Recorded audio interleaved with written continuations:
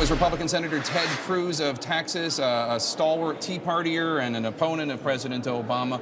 What did you hear tonight that you liked? Anything? Well, there were a couple of things. One, he made mention to streamlining regulations. Now, that has not been the pattern of the last 5 years of this administration. The pattern of this administration has been more and more job-killing regulations. But if he meant that he's open to streamlining regulations to help small businesses create jobs, that's something I could get excited about. He also mentioned something he called My IRA. Now, I'm not sure what that is, but he suggested it was a savings account that would enable people to save. I am a huge proponent of enabling and empowering people to save assets they control, they own, that are theirs. And so I don't know the details of the proposal, but I'll tell you, You like those things. ran into Gene Sperling on the floor of the Senate afterwards, and I said, I'm not sure of the details, but I'd like to see them, because depending on what it is, it could be something we could work together on. Now that we've accentuated the positive, let's discuss some of the negative. You have this new op-ed in the Wall Street Journal, The Imperial Presidency of Barack Obama. You accuse him of wantonly ignoring federal law. That's not quite accusing him of being a criminal, but it comes a little bit close. It's actually a different thing. It is, we have never seen a president in the history of our country who, when he disagrees with a law, simply says he will not enforce it and unilaterally decrees changes to it. When he didn't agree with immigration laws or drug laws or welfare laws, he said his administration will not enforce them anymore. And with Obamacare, over and over again, he has directly contradicted the law, just changed it unilaterally. He granted an exemption for big business, even though the text of the law says big business doesn't get an exemption. He granted an exemption for members of Congress, even though the text of the law says they don't get an exemption. And most strikingly, when you had over 5 million people lose their health insurance, despite the president's promise, if you like your plan, you can keep your plan,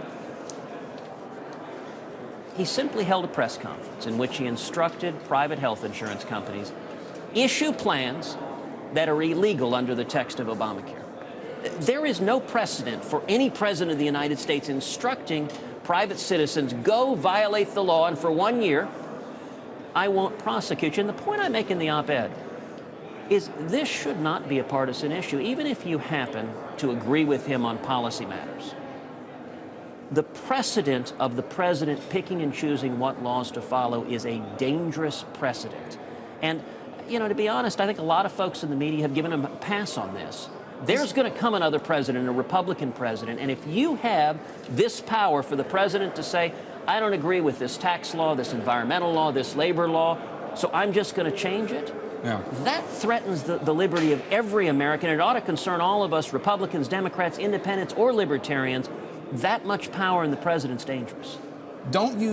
Isn't it true that these 5 million plans that have been canceled, if that figure is correct, and I've heard that it's disputed, but those whose plans are no longer valid under Obamacare, isn't it true a lot of those Americans are going to have plans that are just different than the plans that are that were canceled at the end of December 31st? That they'll have new plans. So it's not 5 million or whatever the number is. Without insurance, it's 5 million that now have different insurance. Well, number one, the promise the president made was if you like your health care plan, you can keep your health care plan, period.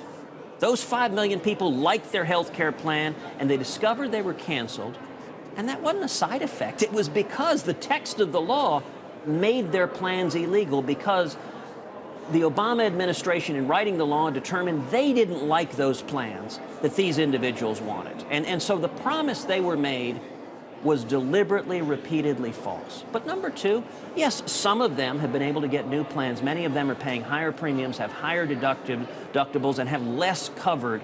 And they're also discovering, as are millions of Americans, that the promise, if you like your doctor, you can keep your doctor, isn't true as well.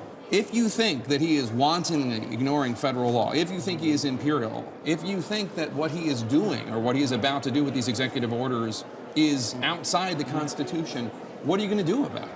Well, I can tell you, the courts have tried to hold him accountable. Since January of 2012, the U.S. Supreme Court has unanimously rejected the Obama administration's assertion of federal power 9 separate times. But he is disregarding the law on an unprecedented way, and we need to have accountability because rule of law matters. The same thing's true on Benghazi. On Benghazi, he said he wanted to get to the bottom of it, and yet if he really means that, he ought to support a joint select committee in Congress to find out what happened. I will say that there has been an independent State Department investigation, and the Senate Intelligence Committee did look into it. But we will talk again, and we will continue to have this conversation. Senator Ted Cruz of Texas, thank you so much. Always a pleasure.